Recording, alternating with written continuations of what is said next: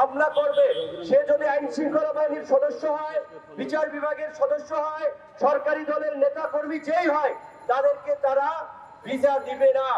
এখন সময় রাজপথে থাকার, এখন রাজপথকে স্লোগান, মিছিলে, মিটিং এ মুখরিত করে ফ্যাসিবাদের পতন ঘটানোর সময়। আজ অসুস্থতা থাকলে অসুস্থতা নিয়ে আজকে দেশ রক্ষার জন্য, দেশকে বাঁচানোর জন্য আমাদেরকে রাস্তায় আসতে হবে। তাই একেবারেই প্রোগ্রামের শেষ সময় এসেছি, কিন্তু ঘরে বসে থাকতে পারি নাই। আজকের এই প্রোগ্রামে ঢাকা মহানগর প্রথম তাদের যে সক্ষমতা এই প্রোগ্রাম আয়োজন করছে, তাদেরকে আমরা ধন্যবাদ জানাই। আমাদের নেতৃবৃন্দ একটা কথা বলেছে, কিছু আপনারা দেখেছেন যে মার্কিন যুক্তরাষ্ট্র বাংলাদেশের আগামীতে অবাধ, সুষ্ঠু, নিরপেক্ষ নির্বাচনের লক্ষ্যে ভিসা রেস্ট্রিকশন দিয়েছে। কেন এবং কাদের উপরে ভিসা রেস্ট্রিকশন দিয়েছে?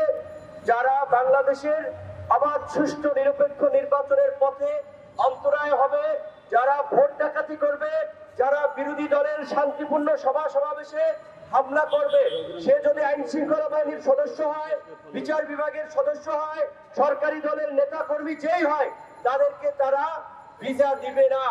আমরা আজকে বলছি, বর্তমান সরকার যেভাবে গত 14 বছরে বিরোধী দলকে নির্মূল করার জন্য দলীয় সন্ত্রাস এবং গুন্ডা বাহিনী লেলিয়ে আইন শৃঙ্খলা বাহিনীকে ব্যবহার করে দেশে একটা একদলীয় শাসন কায়েম করেছে, এই সরকারের অধীনে কোনোভাবেই সুষ্ঠু নির্বাচন সম্ভব নয়।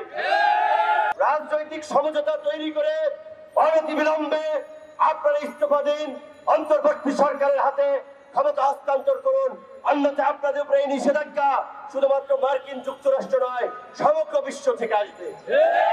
এবং আমি দেশের সাধারণ মানুষকে বলবো, আজকে দেখেন মার্কিন যুক্তরাষ্ট্র কিন্তু জুডিশিয়ারি, ল এনফোর্স এজেন্সি এবং যারাই সাবেক এবং বর্তমান সরকারি কর্মকর্তা কর্মচারী, যারাই ভোট ডাকাতি, ভোট চুরি, বিরোধী মত নির্মূলের সাথে শান্তিপূর্ণ সভা সমাবেশে দমন পীড়ন করবে, তাদেরকে এই নিষেধাজ্ঞা দেওয়া হবে। বারবার তারা বলছে।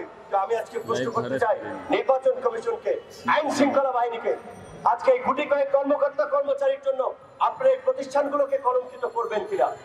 কিছুদিন আগে আরেক ডাকাত সন্ত্রাসীদের মতো কথা বলেছে যে কি ঔদ্ধত্য, কি অহংকার, একজন চিফ জাস্টিসকে নামিয়ে দিয়েছি। চিন্তা করেন তার কত পাওয়ার, তিনি একজন চিফ জাস্টিসকে নামিয়ে দিয়েছেন এবং সেটা দম্ভ সহকারে পাবলিকলি বলে বেড়ায়। বিচারপতিদের যদি মেরুদণ্ড থেকে থাকে, তাপস অতি বিলম্বে গ্রেপ্তার করার আমরা দাবি জানাই। এই তাপস পুরো বিচার বিভাগকে বৃদ্ধাঙ্গুলে দেখেছে, এরা আজকে ধরাকে সরা জ্ঞান মনে করছে, বাংলাদেশকে এদের পারিবারিক সম্পত্তি মনে করছে, যেখানে যা ইচ্ছা তাই বলছে। সুশীল সমাজকে নাকি বস্তায় ভরে ভরে বুড়িগঙ্গায় ফেলে। কি ঔদ্ধত্য, দুঃখজনক, দুর্ভাগ্য।